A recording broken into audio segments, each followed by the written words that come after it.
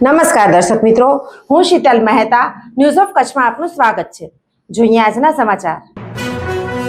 કચ્છમાં 2,14,000 મતદાર બાકાત થતા કોંગ્રેસનો બોગસ મતદારો સંબંધે થયેલ દાવો સાચો પડ્યો છે।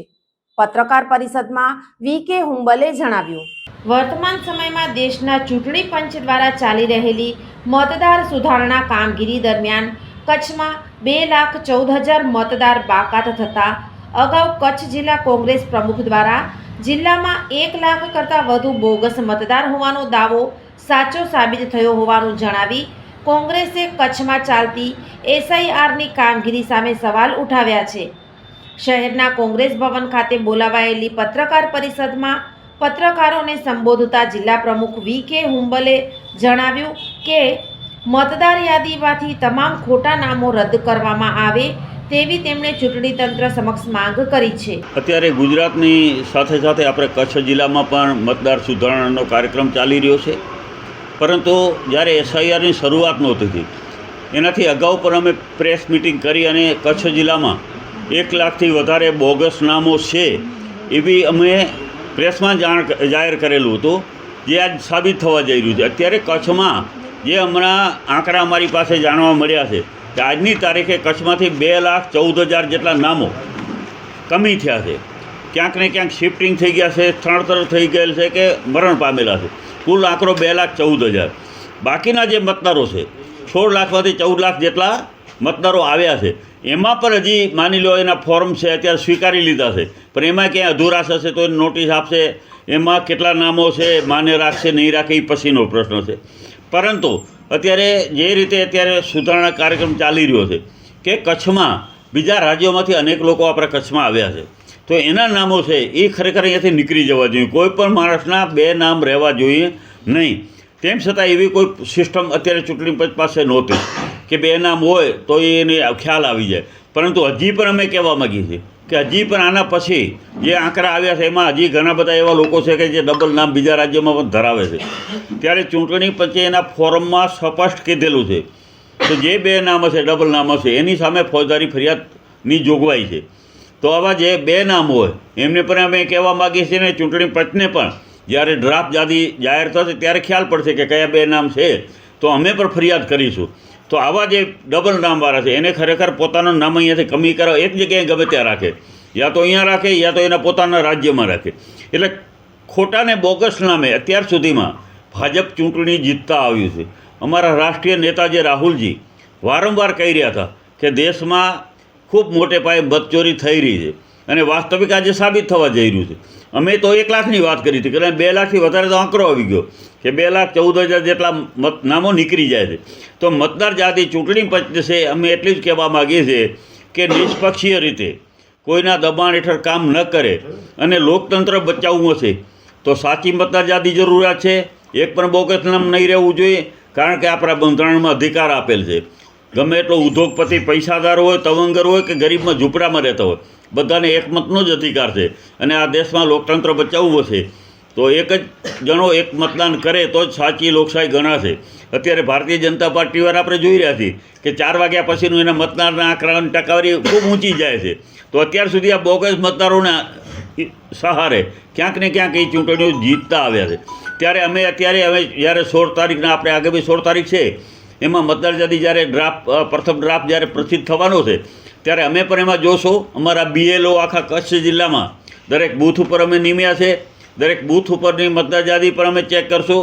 હવે તો આપણે માની લો ટેકનોલોજી આવી છે કે અપલોડ પણ કરી દેવામાં આવી છે વેબસાઇટ ઉપર, તો ત્યાંથી પણ આપણને જાણકારી મળી જશે કે કયા બૂથ ઉપર ક્યાં મતદારો કેટલા કમી થયા, કેટલા મરણ પામ્યા છે, કેટલા અહીંયાથી શિફ્ટિંગ થયા છે। તો આ બધી યાદીઓ છે। મેં તમને પહેલાં કીધું હતું કે ઘણા ઉદ્યોગો એવા છે, ઉદ્યોગપતિઓએ પોતાના નામો આ મતદાર યાદીમાં દાખલ કરાવી દીધો। સારી વાત છે, સાચી લોકશાહી આવશે, કારણ કે આ ગ્રામ પંચાયતમાં ઘણા સરપંચો આવા ખોટા નામોના ઇશારે, કંપનીઓના ઇશારે મૂળ ગામના લોકોની ભાવનાને એક બાજુ રાખી પોતાનું મનમાન્યો સરપંચ બનાવતા હતા। એના ઉપર અંકુશ આવશે। જેમ એસઆઈઆરની કામગીરી કરી, એસઆઈઆરની કામગીરી સારી વાત છે, 2002માં પણ થઈ હતી, એના અગાઉ પણ થઈ હતી, થતી રહે, પણ આ વખતે જે ચૂંટણી પંચે નિયમો બનાવ્યા છે એ ક્યાંક ને ક્યાંક ખોટા છે। એટલા માટે કચ્છ જિલ્લોમાં આપણે બધાને ખ્યાલ છે કે 2001માં ભૂકંપ આવ્યો હતો અને આપણે બધા અલગ અલગ જગ્યાએ રહેવા ગયા હતા। કોઈ મૂળ જગ્યાએ હતા નહીં. તો 2002માં એનું નામ ક્યાં હશે એ જ ખ્યાલ નથી પડતું. એવા પણ ઘણા લોકો અમારી પાસે રજૂઆત આવી છે. એક અમારા ભુજ તાલુકાનું એક ગામમાં છે, એમાં 50% ગામના નામો લોકોના નામ મળતા જ નથી. તો શું કરવાનું?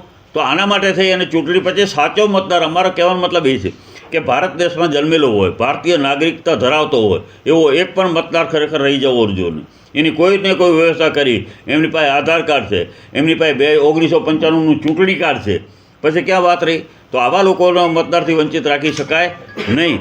પરંતુ હકીકત અમે જે રજૂઆતો કરી, અમે ચૂંટણી પંચને એક ફરિયાદ પણ આપેલી છે કે તમે હજી પણ જ્યાં બોગસ નામો હજી પણ માની લો ક્યાંક વિદેશમાં રહ્યા છે એના પર ફોર્મ સ્વીકારી લીધા છે, ક્યાંક તમે બીજા રાજ્યોમાં છે એના પર ફોર્મ તમે જે માણસ અહીંયા હાજર જ નથી, તો એનો મતલબ એ થયો કે ગમે એને સહી કરીને એને આપી દીધેલું છે. બીએલઓને આપી દીધું છે, ફોર્મ જમા લઈ લીધું છે, પણ ખરેખર એ વ્યક્તિ અહીંયા રહેતી જ નથી અત્યારે પણ. તો આવા પર ફોર્મ ઘણા બધા સ્વીકારી લેવામાં આવ્યા છે. એટલે અમે ચૂંટણી પંચને આ બધી શનિવારના અહીંયા કાંઈ આવેલા હતા રાજ્ય ચૂંટણી પંચના પ્રતિનિધિ, અને એમને પાસે પણ અમે રજૂઆત કરી છે કે સાહેબ જે કચ્છ જિલ્લામાં તમે વિચાર કરો 16 લાખમાંથી 14 લાખ એ અત્યારે આવી ગયા છે, હજી એમાં ઓછું કરે થવાની શક્યતા, વધવાની શક્યતાઓ છે નહીં. હવે પહેલા તબક્કામાં જ્યારે યાદી પ્રસિદ્ધ થશે ત્યારે બધી ખ્યાલ આવશે કે આ ચૂંટણી પંચે ખરેખર કેવી કામગીરી કરી છે, શું કામગીરી કરી છે. તો ચૂંટણી પંચને અમે કહેવા માગીએ છીએ અને સરકારને પણ કહેવા માગીએ છીએ કે પારદર્શકતા રીતે સાચું નામ એક પર રહી ન જવું જોઈએ, અને ખોટું નામ દાખલ થયેલું હોય તો હજી પણ દૂર કરવામાં આવે. અને અમે આ જે રજૂઆતો ડ્રાફ્ટ પછી જ્યાં જરૂર પડશે ત્યાં ચૂંટણી પંચ પાસે અમે કરવાના છીએ. બાકી હકીકતમાં આપણે જોઈ રહ્યા છીએ કે આપણા 6 વિધાનસભામાં સૌથી વધારે ગાંધીધામ વિસ્તારમાં, જે અમે અગાઉ પણ કીધેલું હતું કે ગાંધીધામ વિસ્તારમાં પરપ્રાંતીય લોકો બહુ છે, એટલે ત્યાં ખોટું મતદાનની ખૂબ શક્યતાઓ અને બોગસ મતદારોને ત્યાં એટલા બધા કમી થયા છે. આવું જ પછી અંજાર હોય, માંડવી હોય, આ 3 વિધાનસભાઓમાં વધારે છે. તો આવા જે નામો છે, ડબલિયા નામો છે, એ ડબલિયા નામો હજી પણ સરકારે કાં તો એની કેવાયસી કરે અથવા તો એવી કોઈ વ્યવસ્થા કરે કે 2 નામ હોય તો એને ચૂંટણી કાર્ડ ઉપરથી ખ્યાલ પડી જાય. તો આવા ખોટા નામો છે હજી પણ ચૂંટણી પછી પારદર્શિકતા લાવી અને એ માટે કામ કરવું જોઈએ. બીજી વાત કે જ્યારે મતદાન થતું હોય ત્યારે ખરેખર હવે સમય આવી ગયો છે દરેક બૂથ ઉપર CCTV કેમેરા લાગવા જોઈએ, દરેક બૂથ ઉપર. અને જે ખોટું કર્યું હોય એના ઉપર ફરિયાદ થવી જોઈએ અને જામીન પણ નહીં મળવા જોઈએ. એવી વ્યવસ્થા જો સરકાર કરશે તો જ આ ખોટું મતદાન, બોગસ મતદાન થતું અટકશે. બાકી તો એમ કહી દે તમારો એજન્ટ હતા ને, અત્યારે એજન્ટ બધાને થોડો ઓળખતો હોય, તો તમે CCTV કેમેરા લઈ આવો ને તો પ્રૂફ થશે કે ખરેખર આ માણસે 2 વાર કર્યું કે 3 વખત મતદાન કર્યું. તો દરેક મતદાન બૂથ ઉપર પણ CCTV કેમેરા લાગશે તો જ આ સાચું લોકતંત્ર ભારતમાં ટકી રહેશે. ડૉક્ટર બાબા સાહેબ આંબેડકરે જે આપણને બંધારણ આપીને ગયા છે એમાં સ્પષ્ટ વાત છે કે દરેકને એક મતનો અધિકાર છે. મતદાર થકી લોકોની સરકાર બનવી જોઈએ, નહીં કે ઉદ્યોગપતિઓની સરકાર બનવી જોઈએ. તો અમે કહેવા માગીએ છીએ કે લોકોની સરકાર બનાવીએ છીએ તો સાચું મતદાન થશે, તો જ લોકોનું મતદાન સરકાર બનશે. બદલાવ આવશે, 2 લાખ ઘટી જશે પછી નહીં ને 100% ને. આ બધું તમે જોઈ રહ્યા છો કે આટલી બધી બોગસ મતદારને આધારે જ્યારે જીતાતી હોય, ભાજપ અત્યાર સુધી આ બોગસ મતદારનો આશરો લઈને જ જીત્યું છે. એના ઉપર પરિણામ પ્રભાવિત થતા જ હોય. ખોટું મતદાન થાય ત્યાં પરિણામ પ્રભાવિત થતું હોય ને અમારી પણ એવી સતત એના માટેની આગળની કામગીરી રહેશે કે ખોટું મતદાન ન થાય. તેમણે હજુએ સમય મર્યાદા વધારી બોગસ મતદારોને દૂર કરી લોકશાહીને જીવંત રાખવા નિષ્પક્ષ અને સ્વસ્થ ચૂંટણી યોજવા ચૂંટણી પંચને વિનંતી કરી છે. આ બેઠકમાં રામદેવસિંહ જાડેજા, ગનીભાઈ કુંભાર, HS આહિર, હુસેનભાઈ રાયમા, રાણુભા જાડેજા, કિશોરદાન ગઢવી, રાજેશ આહિર, પુષ્પાબેન સોલંકી, આયસુબેન સમા સહિતના હાજર રહ્યા હતા. દર્શક મિત્રો, આજે તારીખ 16 ડિસેમ્બર 2025 આ હતા આજના સમાચાર. આવતીકાલે ફરી મળીશું. ત્યાં સુધી મને રજા આપશો. નમસ્કાર.